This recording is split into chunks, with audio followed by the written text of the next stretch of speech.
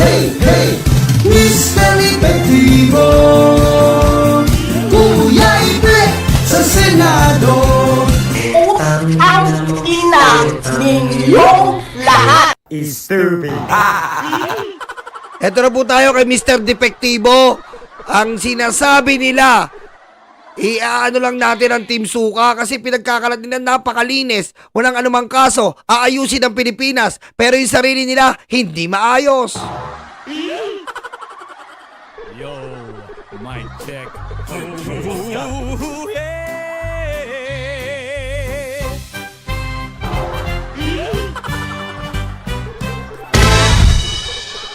Philip gets 20 years for estapa. Yan ha. The Las Piñas City Regional Trial Court has found actor Philip Salvador guilty of estapa.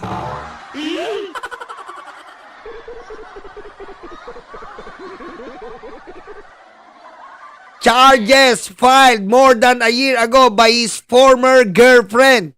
Salvador was sentenced to the maximum penalty of 20 years imprisonment and order to pay $100,000 or its equivalent in Philippine currency. Salvador, co-accused, and elder brother Ramon Salvador, a movie line producer, was acquitted by Las Piñas RTC Branch 202, Judge Elizabeth Guray, for insufficiency or evidence. Yan o. Mr. Depektibo.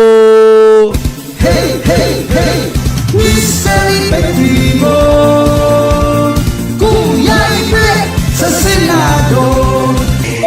Ang ina ninyong lahat. Yan.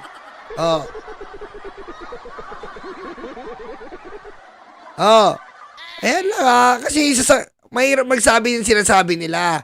Lahat malilinis. Lahat walang record. Lahat ganito-ganito. Yan, lumabas to. Trending ngayon. Estapador. Hindi pala epektibo, depektibo. Mr. Depektibo. Kuya Ipe, estapato. Mr. Epektibo.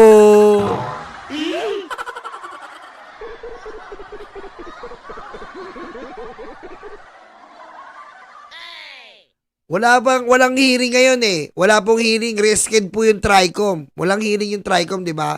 Baka bukas pa po ang hearing ng TRICOM, malaman natin. Baka bukas po ang hearing ng TRICOM. Walang hearing ng TRICOM kanina, naghihintay nga rin po ako eh.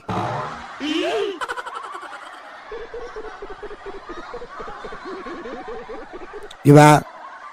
Ayan po, kay Mr. Epektibo, estapa case, 20 years. Ba't ganun, no? Ba't nandito to? 20 years. Ba't kaya to? Paano nakalaya to, no? Paano kaya nakalaya? Aalamin natin. Aalamin natin paano nakalaya tong Mr. Depektibo natin.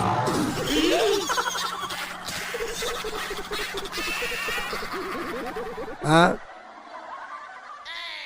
Wala eh. Walang hearing kanina eh. Dito na tayo kila Idol Rafi. Idol Rafi! Yari, baka pag-initan ako neto eh. Pag-initan ako. Pag ang vlogger, makarapi tulpo, pinag-iinitan eh. Baka pag-initan ako neto.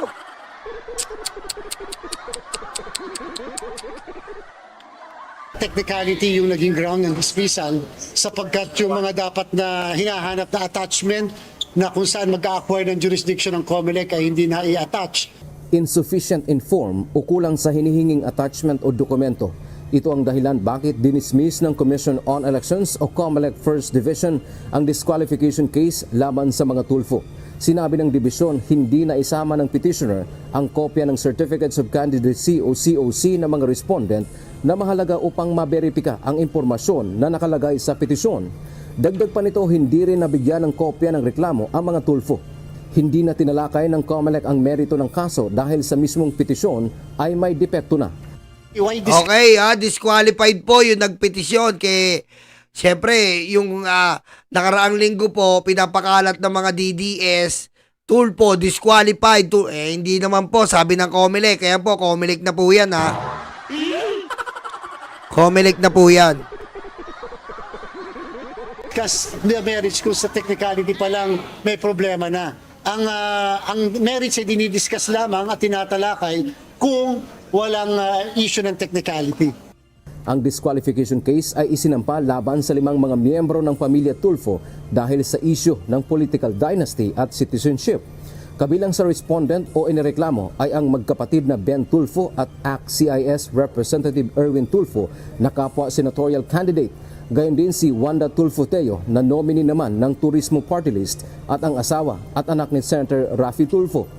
Nagpasalamat naman si House Deputy Majority Leader Representative... Sabi ni Idol Erwin, ang pagka-dismiss ng kaso dahil sa hindi pagsunod ng petitioner sa mga kinakailangang rekisito ng COMELEC ay patunay na ang integridad ng ating halalan at ng kahalagahan ng pagsunod sa tamang proseso. Ayan po sabi ni Idol Erwin Tulfo. Idol Erwin Tulfo! Yolo, ano ka ba? Uma-idol ka na! Pakita mo yan. Yolo, ma-idol ka na. Patay ka na.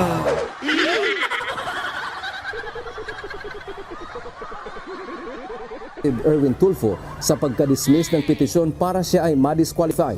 Anya, ang dismissal ng petisyon ay patunay ng integridad ng halalan at ng kahalagahan ng pagsunod sa tamang proseso. Alam nyo, ang hirap kasi ngayon eh. Alam nyo, ang hirap na. Alam mo yun, pag hindi ka bumoto dito kila Erwin Tulfo, baka maraming Alice Guo ang manalo. Alam mo yun? Kasi ang dami, alam nyo ang dami natin taksil na mga kababayan ngayon lantaran eh. Ang dami natin mga taksil na mga kababayan na lantaran. Sa pangunguna pa lang, Nino, ng dating presidente. Yung dating presidente nga, taksil na sa buong Pilipinas eh. Diba? Ginawa tayong probinsya ng China, pinagkalulo tayo sa China, doon pa lang eh. Kaya ang hirap ng timbangan ngayon, sa totoo lang.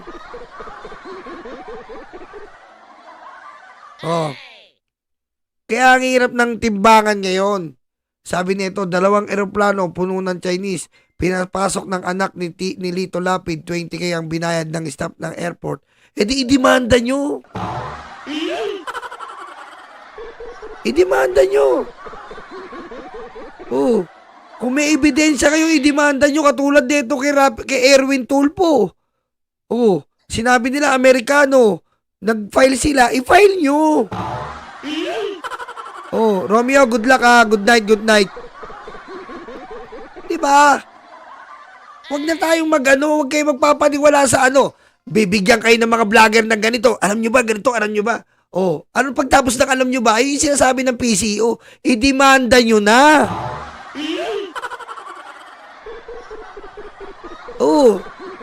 Diba? Hindi naman natin kukonsinti pag may kaso, tapo na yan.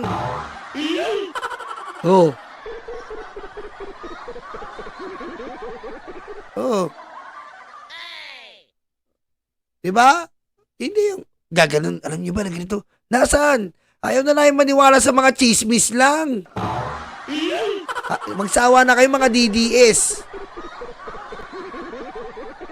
Okay? Ang dami nyo pang utang sa amin. Wag na yung kay Romualdez, may utang pa kayo sa amin. Yung nakapatong yung kamay sa pera, may utang pa kayo. Ang dami nyo pang utang sa amin. Hindi nyo para sasagot.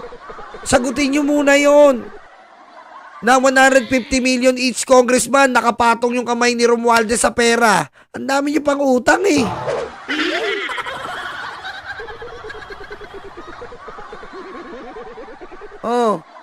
May pulburon video pa kayo. Meron pa kayong St. Luke's, mamamatay na si BBM, nagsuntukan. Asan na? Ang dami nyo pang atraso. Huwag kayong mag-aangas-angas-angas dito muna. Ipaliwanag nyo muna sa amin yun. Dahil kami, hindi kami naglalabas ng ganon. Ha? Oh, naglabas lang kami, tabingi. Oh, tabingi naman talaga mukha ni Baste eh. Oh. Yung mukha ni Baste, walang edit yon, tabingi talaga. Oh. Dami niyo pang utang ha. Babalik tayo dito. Ang sinasabi nga natin, ang hirap ngayon tulad nito. 'Di ba? Miski sabihin mo, kasi ito sila Erwin. Makaano na to, nandito experience sa ano na to eh, sa although ang sinasabi nga natin, ang punto de vista natin sa political dynasty, hindi talaga hindi talaga maganda 'yan.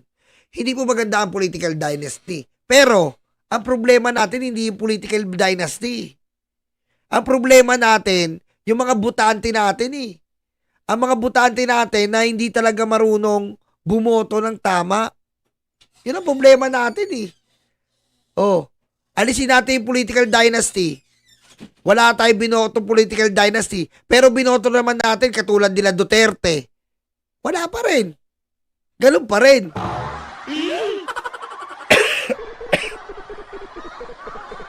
Diba? Yun ang problema natin talaga ngayon eh.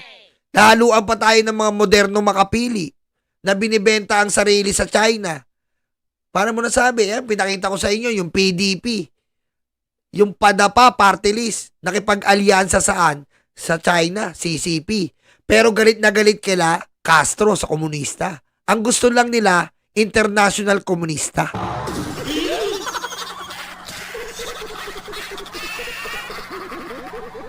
Oh. Diba? Mga butante rin na may kasalanan nito.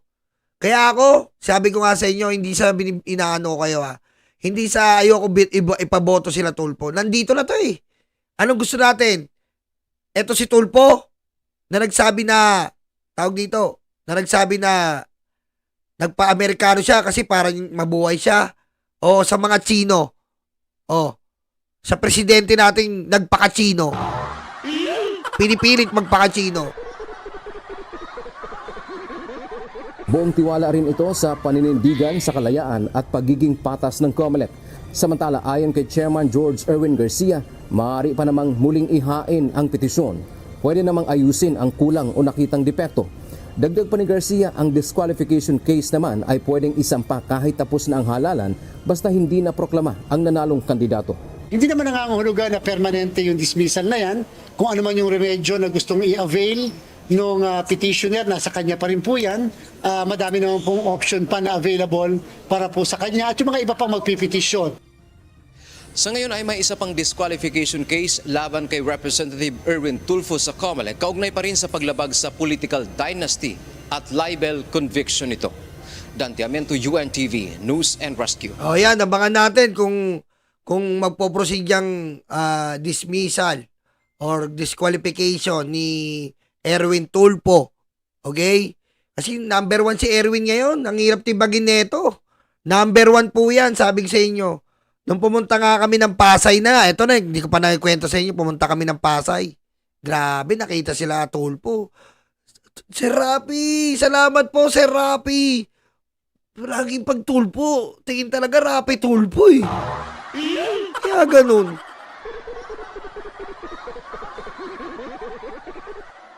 Yun ang sinasabi natin. Sabi ko sa inyo. Ayan po ang sinasabi natin. Ang masa po, kapag nakuha mo, yan ang magpapanalo sa'yo, yung masa. Yan eh. Masa eh. Kita mo, natatandaan ng masa yung Tulfo. Bakit? Kasi po, ayaw man natin sa hindi, ang dami rin natulungan ng Tulfo. Diba? Ang dami talaga natulungan ng Tulfo. Yan sa programa ni Rapi Tulfo. Kaya maugong ang Tulfo. Ilang taon na sila, puro public service talaga eh. Diba? Hindi ko naman sa inaangat na ako'y makatulpo. Kaso nagmamarka eh. Okay? Nagmamarka eh. Subukan nyo sumama sa akin sa field. Ay, maririnig nyo eh. Andito pa ba si si Ben L? Ayan, kasama ko. Ben L. Ayan si Ben L. Kasama ko yan sa Pasay. Sisigaw doon. Idol Rapi. Salamat, Idol Rapi. Si Erwin yung dumadaan, ha.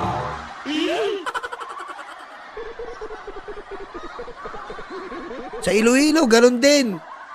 Almost mahigit 100 na mga tao. Nagpunta pa doon. Iba't ibang mga lugar sila nasa malapit sa Iloilo. Kala nila si Rapi Tulfo yung pupunta eh. Si Erwin yun. Narinig lang nila na Tulfo.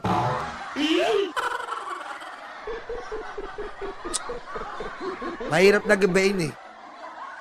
Mahirap din gibayin yung may naitulong talaga. Ako binatikos ko yan si ano eh. Binatikos ko yan si Rapi Tulfo, di ba? Yung kay Brandy, yung Grandy. Masama kasi rin yun eh. Di ba? Masama rin kasi yun. Masama yung hindi mo ano yun yung anak. Kaso, na-realize ko, may nag-explain sa akin na, alam mo, minsan, nagkakamali rin tayo. Malay mo, hindi sila forever. Di ba? Hindi talaga sila forever. Hindi naman din nakuha ni Rapi yung hindi naman nakuha ni Rapi Tulfo na sisikat siya. Hindi naman niya alam na sisikat siya talaga. Talagang dumami lang yung natulungan niya kaya kinagat siya talaga. Yun eh. Di ba?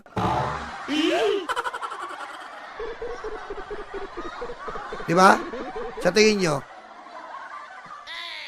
Di ba? Sa tingin ko mag-like din kayo. Mag-like kayo kasi pag di kayo nang pag-like, papatulpo ko lang kayo. Ikaw talaga.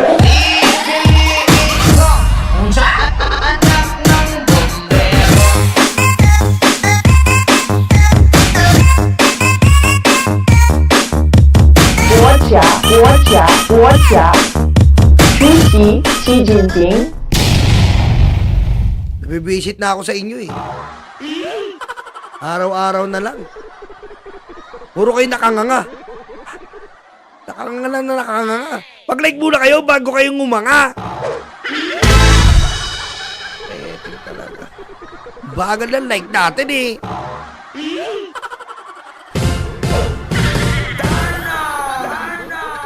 Ano?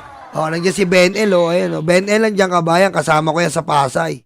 Kasama ko yan sa Pasay. Ayan yung pinakita sa inyo eh. Di ba? Si Ben L, batang-bata pa yan. Uy, ang ingay. Si Ben L, batang-bata pa yan. Lahat ng mga nakikita ko, batang-bata eh. Lahat ng makakita ko, mga libag, mga karayuma, mga double cards, ang babata talaga oh. Ang babata. Pag nakita mo talaga, grabe oh. Malayo pa lang oh. Ang lamig na ng amoy eh. Epicacent eh. Ang lamig ng amoy. Kita mo pa lang, malayo pa lang. Malamig to. Lamig ng amoy. Kating ko.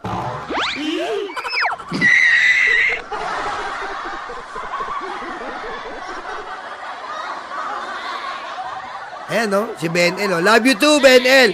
Ayan, kasama ko yan, no? Narinig nyo. Lakas ng Tulfo, no? Lakas ng Tulfo dun. Pasay. Lakas. Mahirap tibagin. Kaya nga sabi ko sa inyo, yung sinasabi ni Bato, napasok na sila 9-0. Bato, itulog mo yan. Sabi ko sa'yo, itulog mo yan. Bato, biro mo yung cover court. Cover court na lang hindi nyo napuno. Yung alyansa pupuno ng football field.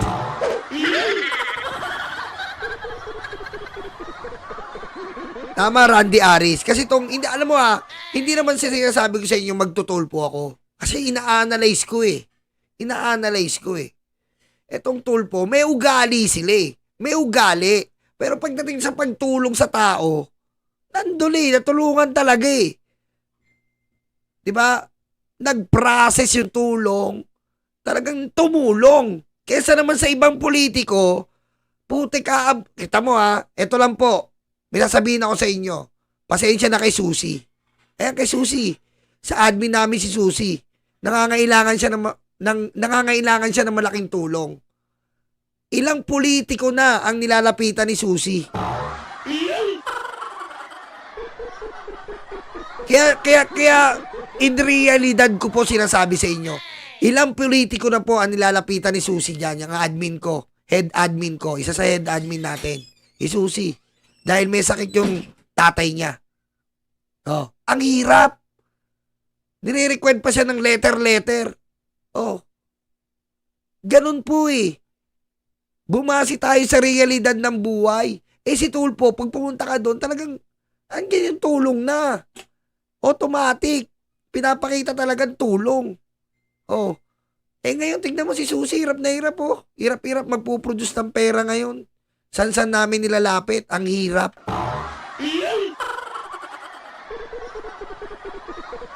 Oh. Yan eh. Yan eh. Doon tayo sa totoo. Kung kukuha tayo ng tulong, sa madaling lapitan talaga. Oh. Sabi ko at Susi, eto, pinasubo ko nga sa kanya ngayon, no? Susi, try mo kay Bongo. Tignan natin ang angas niyan. Humingi ka ng tulong. Itatry niya daw. Bongo, pag di mo tinulungan si Susi, ewan ko lang, ha? Mr. Malasakit, ha? Pag hindi mo tinulungan si Susi, sabi ko, Susi, lapitan mo si Bongo. Tignan natin ngayon yung Mr. Malasakit niya.